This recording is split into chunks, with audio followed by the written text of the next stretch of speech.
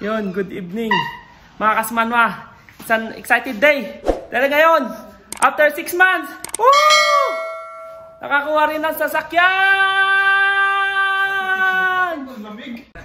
Yun mga kasmanwa. So, nakakuha na tayo ng sasakyan.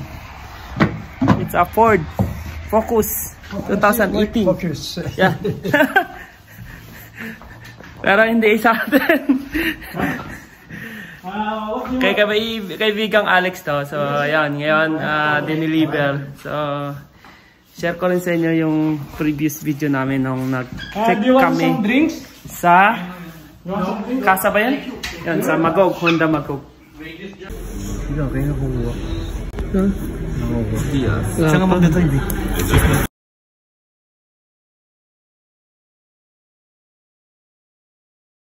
Anong first impression mo na nakita mo yung sasakyan? Oh, parang ano yung Nag-star mata mo. na ano ko na gano'n parang ano bang tawag dun sa Parang nakakita ka ng bago. inosente ko pare. Okay. Kasi yung alam ko lang mga owner kinabahan ka ano. Hindi naman parang tingin ko hindi ko kaya mag-drive. Naramdaman mo parang puta ito gusto ko parang gano'n. Nung nakita ko na yung mga ilaw-ilaw parang Ganda pa rin. Nainlove ka. parang ano sa executive yung nung nahuhuan mo na nahuwa ka mo yung malibero. Oo, parang malambot. Anong sinabi mo sa sarili mo? Akin na to. Hindi ko nabibitawan. Hindi ko nabibitawan sa gusto ko. Yo. Kuha na yun. Approve na yun. Approve na yun, pre. Matik na yun. Maghanap na akong papaggagala natin. Yan, so after 1 week ata, approved na siya at magandang credit history ni kaibigang Alex. So ayun, masaya lang kami para sa kanya at may sasakyan na at magagamit din dito sa bahay. So pag magkasabay kami ng pasok is pwede makasabay. Lalo ngayon at winter, grabe ang snow. So, ayun, subukan natin mamaya. Video din natin yung mga pictures, yung itsura niya. So, drive test din ni kaibigang Alex. Okay. Magpipirmahan na lang sila.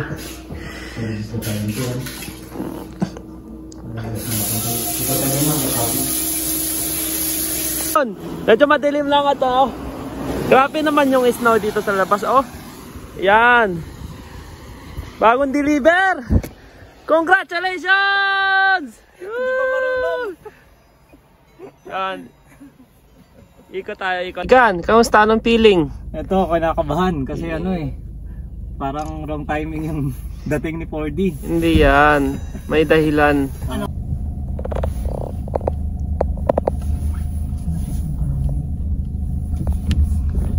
Iyan o, igan ko yan o. Saan ako lalabas ito, Bod? Dito? Dito ka pumasok muna para may ano ka. Gaga. Kaya lang, bili ko siya. Dito ka pumasok pag doon ka lumabas para meron kang...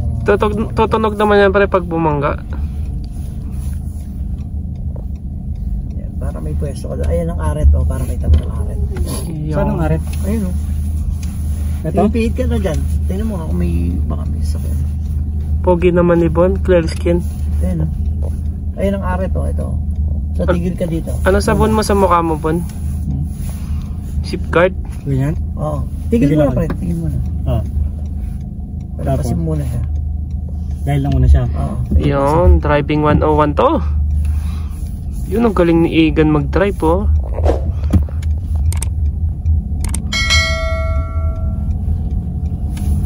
Yun, swabing swabe. Rekta na to sa trabaho pre. Ilaw pre. Yun, diretso agad sa kanin dyan tayo. Kaibigan ko. Hakot pamasko. Hakot pamasko, Igan. Nag-drive na yan. Mula sa bahay hanggang sa trabaho. Hinatid si Mike. Yun, sadly, hindi natin ma-video ng buo. At madilim na rin. Hapon na tinara rito pero madilim. Tsaka may snowstorm. Yun. Malakas yung snow tsaka may ulan. So pagpatuloy na lang natin bukas para medyo maliwanag na at makita nyo yung ganda ng sasakyan ni kaibigang Alex. Okay? Yung morning drive ng kaibigan ko. Pakita natin sa inyo mamaya ang kanyang bagong baby. Yan, focus na focus.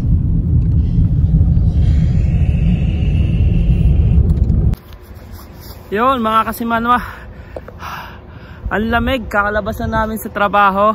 So ito maliwanag na. Makikita nyo ng sasakyan ni kaibigan Alex. Mas ma-appreciate natin yung beauty ng kanyang sasakyan. At madilim kagabi, hindi masyadong makita. So ito, tignan nyo si kaibigan Alex at ang kanyang 4D! Yun. Yelo kagad. Babing baby. Yelo kagad. Yan, punasan mo igan. Yan, so bumili kami kahapon. Yan yung binili namin. Yung pantakip kasi nagyayelo nga. Yun, so Ford Fusion to pre, no? So, correction po sa aking nabanggit na Ford Focus. Ito pala ay Ford Fusion 2018 automatic. Napakalupit po ng loob nito. Pakita ko lang sa inyo yung likod. Napakalawag ng likod. Pwedeng matulog dalawang pandak na tao. Pwedeng matulog. Kasya. Yan. Medyo mayelo lang po at grabe yung snow. Yun. Dalhin ko kayo sa loob. Pabukas nga igan, please. Yun, may number pa, oh. Pwede ka magano ng password. So, kinakalikot pa namin na kaibigang Alex. Yun, ang ganda. So, tagalin mo yan igan. Yun. Ford. Pogi. Tapos wala na siyang manubela. Grabe, ano na. Knob na lang, tapos yung handbrake nya pipindutin mo na lang. Park, tama. Ayan, so may screen din siya, may camera sa likod. Yun, malupit Tsaka ang ganda ng kulay nya. Ano ba tawag dito? Glossy black. Team black kami kasi puro black lahat. Kay Enting black, kay Zeus black, kay Bon black. Yon, Ford. Yon. 4D daw ito. So kuya ko to kasi ako si 30, ito si 4D. 4D kasi Ford nga daw. Tamad siguro mag-isip ng pangalan tong kaibigan ko. Kaibigan, minsan sa mga kabayan nating OFW na nangangarap din magkakotse. Anong mga advice mo sa kanila? Nagalang. Yun. Tiis. Tapos, siyempre, patuloy lang tayo sa pagkayod kasi maraming umaasa. Yun. Kayo rin ang dapat kayo rin. Yun po, no? Grabe, nakaka-inspire yung, yung kaibigan ko tong si Alex. Gawa ng, mas nauna ako sa kanya. Magsi 6 months na ako siya. Magpa 5 months pa lang. Pero grabe ang lakas ng loob. At maganda kasi yung, niya, yung credit, history ba yung credit score sa, sa bangko. Kaya sa mga may credit card dyan, gamitin na maayos, magbayad ng nararapat para maano natin yung benefits ng ating mga bangko. At ito, naka-launch siya ng sasakyan.